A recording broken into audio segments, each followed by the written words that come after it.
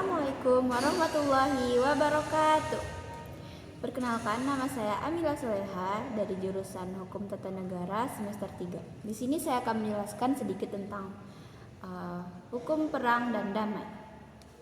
Islam dikenal memiliki hukum yang lengkap dalam berbagai lapangan kehidupan, termasuk hukum internasional dan hubungan internasional. Pada hakikatnya, agama Islam yang dibawa oleh Nabi Muhammad SAW yang bersumber pada Al-Quran memuat ajaran prinsip-prinsip hukum internasional. Islam memang bahas tentang perang dan damai, tetapi Islam lebih menegaskan pada perdamaian. Upaya mendamaikan antara pihak yang bertikai adalah sederajat dengan jihad fisabilillah. Bahkan kata maaf dalam Islam utama daripada membalas Al-Quran. Al-Quran dan hadis menyebutkan perang dengan istilah al-harb dan dengan al-sulh atau al-islah. Baik, menurut Syekh Yusuf Al-Qaradawi ada beberapa alasan dibolehkannya berperang. Yang pertama yaitu karena untuk perang bukan untuk memaksa orang masuk Islam. Itu terdapat dalam Quran surat Yunus ayat 99 yang berbunyi Bismillahirrahmanirrahim.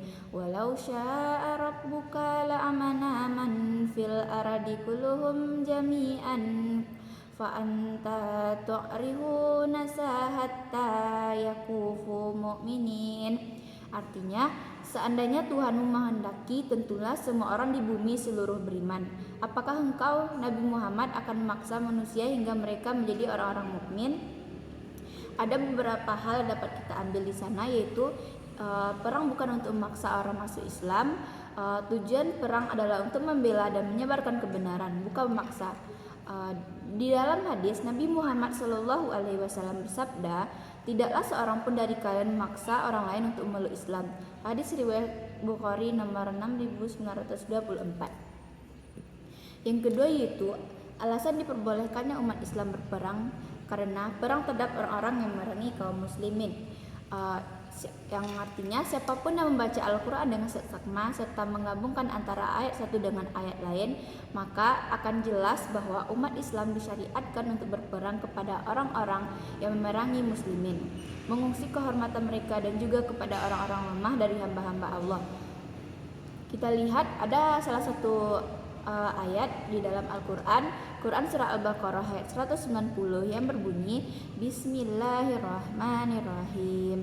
Wa qatilu fisabilillahi alladzina yunqatilunakum wa la taqudu innallaha la yuhibbul mu'tadin.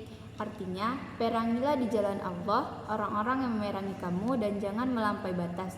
Sesungguhnya Allah tidak menyukai orang-orang yang melampaui batas. Yang ketiga yaitu alasan diperbolehkannya berperang. Yang ketiga yaitu perang untuk mencegah terjadinya fitnah dalam agama.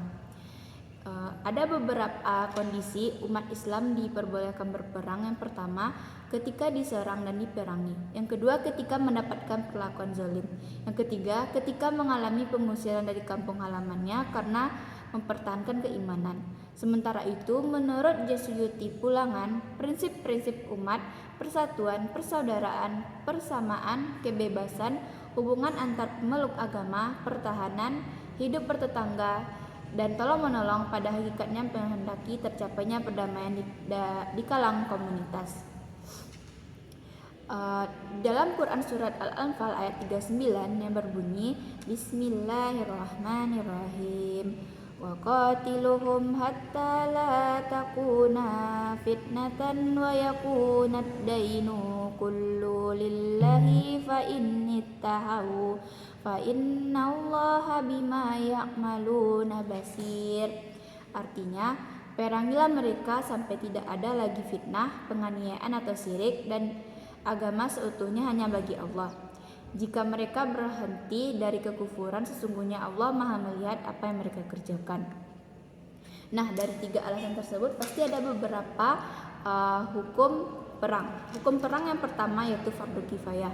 Kenapa disebut fardu kifayah? Maksud dari hukum perang dengan fardu kifayah adalah berperang dengan melawan musuh yang kafir atau musuh yang ingin mencelakakan Islam ke negeri tempat kediaman mereka. Maka wajiblah kaum muslim untuk pergi mendatangi tempat tersebut sebanyak yang diperlukan. Yang kedua itu disebut dengan fardu ain.